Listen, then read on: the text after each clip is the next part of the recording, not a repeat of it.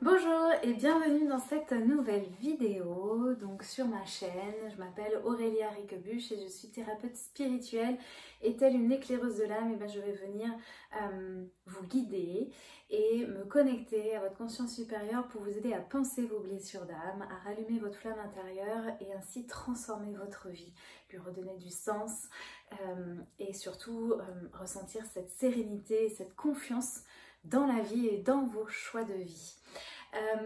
Dans cette vidéo, je vais vous parler de ma conception de, comment dirais-je, de notre fonctionnement. Je vais vous parler de conscience supérieure, je vais vous parler d'âme, je vais vous parler d'ego, pour vous aider à faire la différence, en tout cas quelle différence moi je fais, parce que ça me permet effectivement de pouvoir mieux expliquer ce qui peut se passer, les différentes couches par lesquelles on est construit.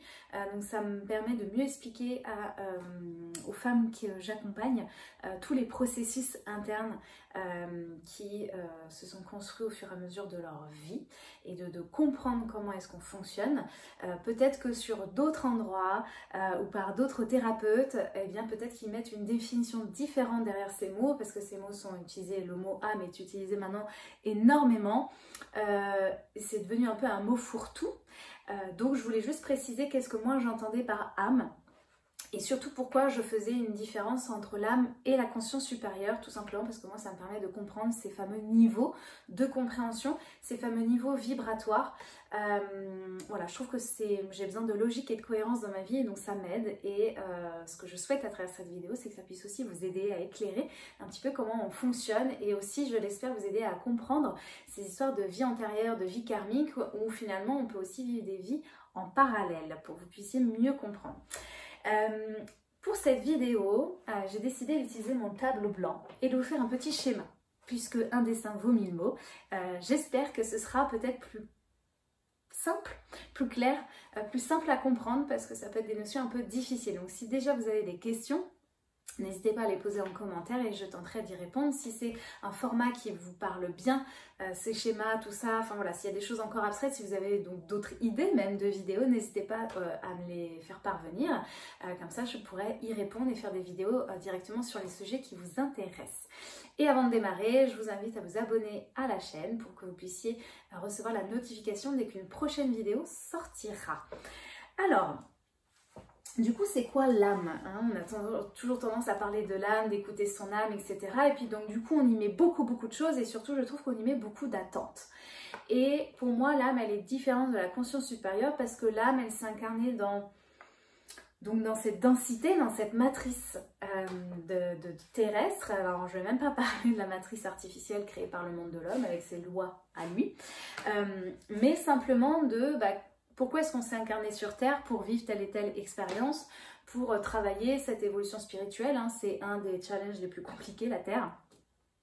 La densité est très difficile à traverser, mais elle est aussi très transformatrice. Donc c'est là où on va parler d'ego et je vais essayer de vous détailler ces trois steps, on va dire ça comme ça. Donc en haut de ce tableau, alors bon, on le laisse, ça c'est mes petites phrases à moi. On va parler pour moi donc de conscience supérieure.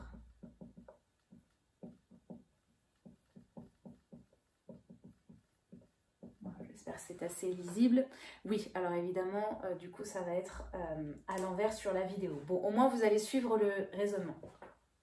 Je vais vous prendre la métaphore d'un joueur de jeux vidéo. Alors même si vous n'avez jamais joué aux jeux vidéo, je pense que vous connaissez un petit peu le principe. Donc pour moi, la conscience supérieure, c'est le joueur. Hein, il est avec sa PlayStation, sa Xbox, qu'est-ce qu'il y a d'autre comme marque, la Nintendo, bon voilà. Il est avec sa console, ce joueur, et il décide de jouer à un jeu, et dans ce jeu-là, il y a une mission générale. Alors, ne me dites pas la mission générale, c'est de gagner. Oui, certes. Tous les jeux avec des personnages où il y a vraiment ces jeux de rôle où vous avez donc toute une quête, toute une mission à réaliser. Je sais pas si c'est un jeu sur Sur les chevaliers, bah, je sais pas, c'est aller sauver la princesse et retirer l'épée et de la pierre et devenir le roi. Je ne sais pas, hein, j'invente. Mais il y a une mission générale, il y a un but de vie, ce que nous on pourrait du coup appeler notre mission de vie finalement. Même si il n'y en a pas qu'une seule. Et vous allez comprendre pourquoi.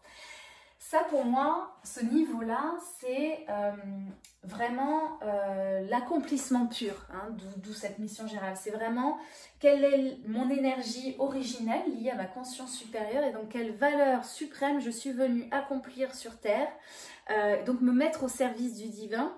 Alors je ne sais pas si réellement c'est comme ça, mais dans ma construction à moi, qui m'aide à y voir un petit peu plus clair en tant qu'être humaine, bah, je ne sais pas, admettons, moi par exemple, ce qui ressort beaucoup, même si j'ai encore du mal à le percevoir, donc c'est aussi parce que je suis jeune et que j'ai pas fini ma vie, mais ma mission générale, en tout cas ma vibration et l'énergie que je suis venue incarner, je sais que le mot justice ressort beaucoup. Peu importe les thérapies, peu importe que ce soit en numérologie, en astrologie, en blablabla, voilà, j'ai toujours mon ange gardien de naissance, etc. est beaucoup relié à la notion de justice. Donc comment, justement, donc d'un point de vue général, comment est-ce que je suis venue incarner et accomplir en fait cette notion de service, de me mettre au service de la justice, de cette valeur haute. Et encore une fois, ici, on est vraiment décorrélé des êtres humains, donc il faut vraiment se sortir de la notion de justice que l'être humain peut en avoir. Ça n'a rien à voir avec la justice des tribunaux. Non, ça c'est l'homme qui a construit quelque chose sur ça. Mais c'est pas la valeur de la justice pure, originelle.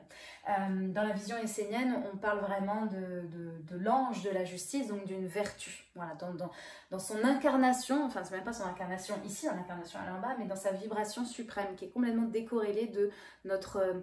ce qu'on peut nous en comprendre, en voir avec notre esprit humain, tout simplement parce qu'on est influencé, parce qu'on a des croyances, parce que plein de choses. Voilà. Voilà, surtout vous me dites hein, si c'est pas clair et vous me posez vos questions au fur et à mesure en commentaire. Du coup, ce joueur, quand il va se connecter à sa console et faire son jeu, c'est un jeu de rôle. Donc en fait, maintenant dans les jeux, vous avez différents personnages. Vous pouvez choisir le roi, vous pouvez choisir la princesse, vous pouvez choisir la sorcière, vous pouvez choisir XX. Vous pouvez choisir différents avatars. Et bien pour moi, ça, c'est les âmes. C'est un bout de la conscience supérieure. Donc même si elles se sont différenciées, c'est comme les gouttelettes d'un océan, tout mélangé, c'est la même source originelle. Pour ça, souvent, même moi, dans les libérations que je vous propose de faire en consultation et tout, on parle de revenir, les recouvrements d'âme, je vous les fais revenir à la source, toujours à la source, c'est votre source à vous. Pour moi, on est ici, la source. Je ne parle même pas de la source encore plus haut, pour moi, il y a des strates en haut, mais je ne m'y connais pas encore assez. Mais déjà ici, on est à un point originel, on a une source très très haute en fréquence, qui est complètement déconnecté de nos petites considérations d'humain. C'est dur, c'est pas dur, lui il s'en fout. Il est venu jouer et il regarde ça à travers un écran. Donc, ce que nous on vit, c'est bien, c'est mal, pour lui, ça n'a pas de valeur. Il comprend pas. C'est pas que c'est pas juste hein, ce qu'on vit. C'est juste que lui, ça ne repose sur rien dans le monde dans lequel il est en fait. Ça n'a pas de consistance. Et donc, du coup, ces âmes, comme je vous disais, pour moi, c'est les fameux avatars, quoi. Alors, si vous avez vu le film Avatar, vous avez compris, hein, ce que ça veut dire. Voilà, là, il y a l'avatar 1, l'avatar 2, l'avatar 3 et l'avatar 4. En vrai, je ne sais pas combien il y en a hein, en simultané, hein, mais peu importe, c'est pour que vous puissiez comprendre le principe. Donc, du coup, là, c'est pour vous montrer que autant cette âme qui va mourir après sur Terre, qui va se réincarner, elle vit des vies antérieures, d'un point de vue passé et temporalité sur notre monde terrestre, autant cette âme, on dit qu'elle vit des vies simultanées, c'est pas elle à proprement parler, c'est la conscience supérieure qui est en fait elle-même, mais à travers d'autres avatars. Et ces 4 avatars-là, ils jouent la même mission générale, hein, ils ont le même but. ils jouent la même mission, mais avec des petites spécificités, des personnalités différentes. Le roi, la princesse, la sorcière, ils vont pas avoir les mêmes pouvoirs, donc les mêmes dons, les mêmes capacités. Ils vont pas avoir eu la même histoire, donc les mêmes blessures. Ils peuvent avoir des missions annexes, des quêtes. On le voit hein, dans les jeux de rôle, on a des quêtes annexes. Donc selon l'histoire du personnage, le jeu il va changer. On ne va pas interagir avec les mêmes personnes, il va y avoir des missions différentes, mais toujours pour nous ramener à la mission générale. Mais ça va emprunter des chemins différents. C'est ça qui fait la pluralité de nos expériences et l'enrichissement des missions qu'on va comprendre et donc des choses que l'on va comprendre et qu'on va du coup pouvoir transmuter à l'intérieur de nous et vivre et pleinement incarner. C'est la pluralité de nos expériences. Donc, je vais vous donner un exemple. Par exemple, lui, l'avatar 1, dans la princesse, là, elle, peut-être une de ses missions annexes, c'est d'avoir des enfants.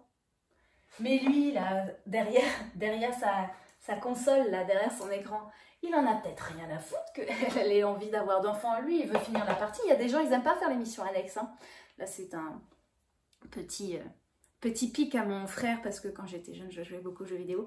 Et mon frère ne faisait jamais les quêtes annexes. Et moi, j'adorais ça. Aller rechercher tout, il fallait tout à 100% avant d'aller faire la quête générale. Ça peut en dire beaucoup sur nos personnalités.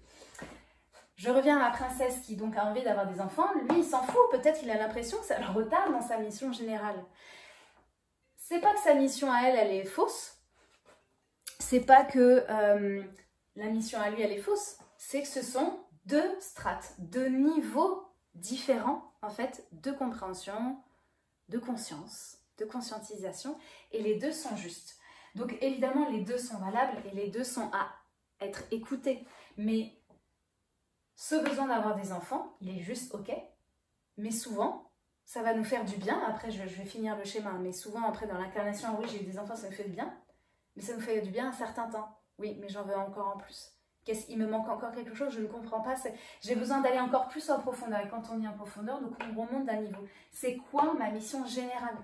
On va toujours avoir besoin, malgré tout, de finir ce putain de jeu de la vie. Donc on va avoir besoin de toucher à cette mission générale. Au moins d'en faire, je sais pas, à 70%. On n'est pas obligé de faire 100%, on fait du mieux qu'on peut. Hein. On finira après, et après, dans ces fameuses vies encore qu'on enchaînera. Mais on a besoin de tendre vers cette mission générale. Et pour tendre vers cette mission générale, on va traverser différentes épreuves qui vont aussi nous faire remplir ces fameuses quêtes intermédiaires qui vont nous faire « Ah, ça va mieux, ah, ça va mieux, ça me donne du courage pour avancer. »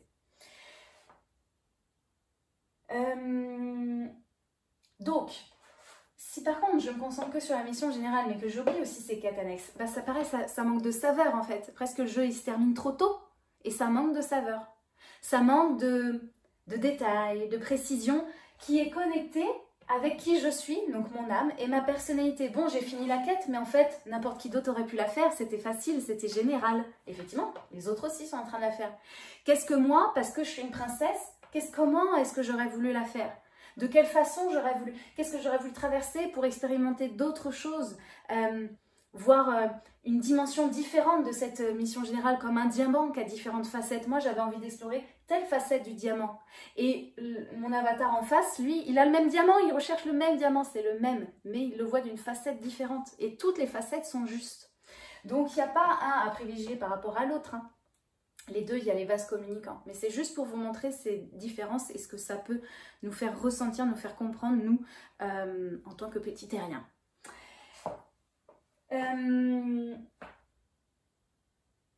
Je regarde juste où est-ce que je vous amène ensuite.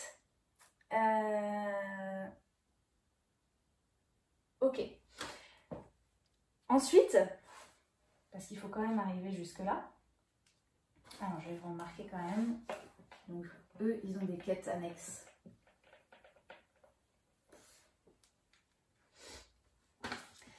Et ensuite, cette petite âme, elle va s'incarner sur Terre. Je vérifie qu'on voit toujours.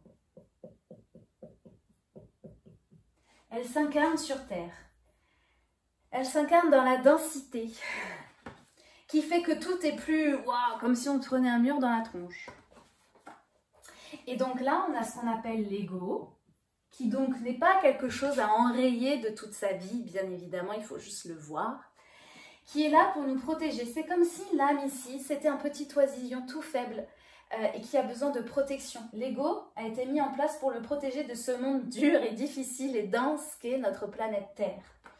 Donc, cette âme qui a donc déjà une histoire, qui a déjà des missions annexes, elle a donc déjà des blessures. Ah ben moi, là c'est la mission générale, c'est incarner la justice, mais moi ici, je vais avoir des enfants.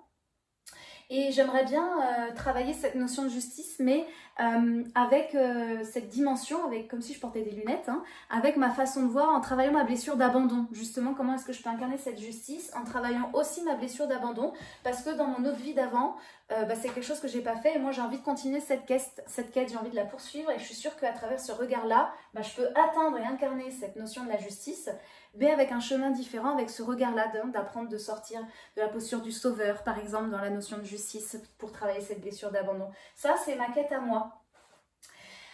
Donc ça va être chouette, je suis trop contente, je vais m'incarner, je vais pouvoir vivre la blessure d'abandon. Bim, densité terrestre, mon père m'abandonne à la naissance. Alors là, si je voulais vivre la blessure d'abandon, je suis servie. Waouh, c'est difficile, c'est dur, parce qu'en fait, ici c'est rigolo, j'ai choisi ma quête. Ici, je ressens des émotions. Des émotions, donc, c'est humain. C'est lourd dans mon corps, ça me fait mal, ça me fait des douleurs physiques. J'ai des croyances, ça m'empêche d'avancer. Et en plus, quand je me suis incarnée ici, je me suis incarnée dans un corps qui avait aussi une blessure engrammée dans ses cellules.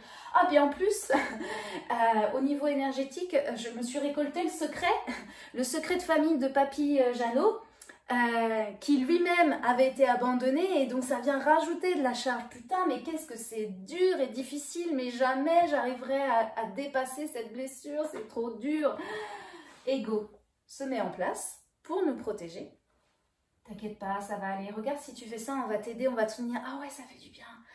Voilà, on met en place. Je ne vais pas vous refaire là tout le descriptif des blessures, comment ça se fait. Ce sera peut-être l'occasion de faire une autre vidéo d'ailleurs. Mais l'ego, c'est lui qui va venir vous protéger pour vous alléger la vie. Sauf que, encore une fois, il nous empêche de sortir de sa zone de confort, il nous empêche de traverser ce qui est difficile. C'est juste que quand on s'incarne, on se récolte toute la fameuse misère du monde. Mais c'est la misère de votre monde. Tout ce que vous êtes venu travailler d'un coup. Et vous ne pouvez pas tout résoudre toutes les quêtes. Vous ne pouvez pas réussir toutes les quêtes annexes d'un coup. Dans le jeu, c'est un processus. On doit d'abord rencontrer un tel avant de pouvoir rencontrer un tel qui va nous aider. C'est vraiment tout un cheminement. C'est exactement pareil ici. Donc, on reçoit tout ce pataquès de trucs énergétiques horribles au moment de la naissance. L'ego se protège, se met en place, etc. Et progressivement, au cours de cette vie, on va venir guérir des choses, libérer des choses. Ça, j'en veux plus, ça, j'y arrive parce qu'on surfe sur la vie nous montre telle et telle expérience et on avance comme ça et on remplit les quêtes au fur et à mesure et ça vient guérir. Et l'idée n'est donc pas de ne plus avoir du tout d'ego, c'est juste de le voir parce que lui, c'est le symptôme, c'est la lanterne, c'est coucou, ici, il y aura quelque chose à nettoyer. C'est juste ça. Ne voyez que ça, c'est pas votre ennemi, au contraire, c'est lui qui vous montre où est-ce qu'il y a des choses à nettoyer. S'il n'était pas là, on se prendrait tout et on n'y arriverait pas. Et il y a des gens qui n'y arrivent pas. Et c'est là où on peut parler d'état dépressif, voire de tentative de suicide. Pour moi, c'est des gens qui, c'est trop, elles ne peuvent plus, elles n'y arrivent pas, il y a trop de choses. Donc, sa mission à l'ego, c'est vraiment de protéger l'âme de cette densité, de cette incarnation, parce qu'elle se prend tout dans la tronche. Et cette âme, elle a donc des blessures à travailler. Quand on parle de blessure de l'âme principale, etc., c'est une de ses quêtes annexes. Mais lui, en fait, il s'en moque un peu parce que lui, il pense qu'à ça. Voilà. Mais ça ne veut pas dire qu'il ne faut pas les faire. Donc, pour pouvoir jouer ce jeu, il va falloir donc se libérer de l'ego, donc juste voir qu'est-ce qu'il nous montre, en fait, le remercier et lui dire, c'est bon, pour cette partie-là, j'ai plus besoin de toi. Maintenant, ça y est, c'est guéri. Les guérisons que je fais ici, au niveau spirituel, elles vont remonter ici et dire « Ok, c'est bon, j'ai rempli une quête annexe, ça y est, ça s'est coché. Ah, ça me soulage. Hop, je me sens mieux. Hop, j'ai envie de continuer d'avancer. Hop, ça soulage ici, ça libère des nœuds. Ça peut même soulager du coup après par ricochet les autres. C'est pour ça que quand on parle de libération karmique, ça vient nettoyer d'autres ponts. Et du coup, comme ça libère ici, ah, c'est pour ça que j'étais bloquée dans ma mission générale. Il y avait ça aussi. Bah maintenant, j'y vois plus clair. En fait, c'est tel chemin qu'il fallait prendre, je ne le voyais pas. Hop, il renvoie une information, mission générale. Ah, ça y est, j'ai libéré ça, mais je sens qu'il manque quelque chose. Ah, mais j'ai peut-être envie de faire ça. Vous voyez ce que je veux dire? Il y a des va-et-vient en permanence, en fait, des connexions en permanence. Donc, ici, c'est très dense parce qu'on ressent la fusion de tout ce qu'il y a au-dessus, de nos quêtes annexes, de tout ça. Ça se mélange, en fait. C'est pour ça que ça peut être très difficile à vivre, cette incarnation terrestre. Donc, On a vraiment besoin d'y aller progressivement, couche après couche. Et c'est pour ça que quand je fais des soins énergétiques, je demande toujours à me connecter à la conscience supérieure. Non pas de votre âme, je m'en fous, pas du tout. Parce qu'en général, elle vient toujours. C'est juste pour avoir l'élément général, la vue de au-dessus. Parce que lui, il va quand même me dire c'est quoi les quêtes annexes, en fonction de qui vous êtes. Mais il va me montrer aussi, du coup, les vies antérieures, les vies parallèles. Et donc, ça va vraiment me permettre d'avoir une vision générale et de savoir aussi quelle est votre mission. Pour que vous puissiez récupérer cette fameuse mission générale que très souvent on oublie, en fait, en tant qu'être humain. D'où cette roue karmique qui recommence et recommence. Souvent on s'arrête ici, parce qu'en plus on ne parle que de l'âme, mais on a besoin d'aller voir au-dessus.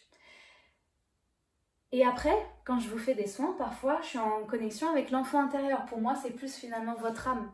Elle me montre par quoi elle a été blessée et ce qu'elle a besoin de guérir. Mais c'est déjà une partie de vous supérieure à l'ego. C'est quand l'ego s'en va. Mais ce qui est intéressant, c'est que parfois je vous fais des retours. Ça vous parle, ça vous fait même pleurer. Mais parce qu'en fait, ça vient de la conscience supérieure et vous n'en aviez pas conscience. Et il y a des fois, je vois des choses et je décris ce qui se passe et on me dit c'est rigolo, c'est à l'opposé ce qui se passe dans la vraie vie. Bah oui, parce que moi je vous ai décrit ce qui s'est passé au niveau de l'âme, au niveau de ses blessures, de ses quêtes, qu'est-ce qu'elle est venue régler en fait, qu'est-ce qui se cachait sous tout ça. Et vous, dans la vraie vie, vous voyez que l'ego de la personne, donc sa protection. Vous ne voyez pas qu'est-ce qu'elle est en train de protéger. Grâce aux soins énergétiques, on arrive à voir qu'est-ce qui se cache derrière, qu'est-ce qui est protégé et aussi quelle est la mission générale. Et c'est pareil en consultation. Pour aller régler les blessures, comprendre qu'est-ce qui se passe, je demande toujours à la conscience supérieure. Et puis parfois, c'est l'âme qui parle, parce que c'est une dimension au-dessus. Mais dans l'intention, c'est le plus haut possible pour avoir une vue d'ensemble la plus générale. Mais dans tous les cas, elle nous envoie aussi ces informations-là, parce que c'est connecté. Il n'y a pas... c'est un va-et-vient. Voilà. Voilà, j'espère que c'était clair. N'hésitez pas à me dire si ça vous a parlé ou pas. La prochaine fois, je pense que je mettrai le téléphone dans l'autre sens pour qu'on puisse voir à l'endroit. C'est quand même mieux. Mais je pense que comme j'ai parlé au fur et à mesure, vous avez pu comprendre le principe. N'hésitez pas à me poser vos questions. À me dire aussi si ça vous a éclairé, si ça vous a permis peut-être de mieux comprendre votre fonctionnement, ou le comment du pourquoi et qu'est-ce qu'on fout là, et pourquoi on vit tout ça, et c'est quoi toutes ces histoires d'âme, etc. Bref, c'est quoi mon âme, voilà, de comprendre vraiment ce fonctionnement. C'était l'objectif de cette vidéo, donc j'espère que c'est réussi. Je vous remercie par avance pour m'avoir écouté jusqu'au bout. Je vous remercie par avance pour vos likes, vos commentaires, vos partages qui soutiennent mon travail et cette vidéo. Merci beaucoup. Je vous dis à très bientôt pour une prochaine vidéo. Salut, salut!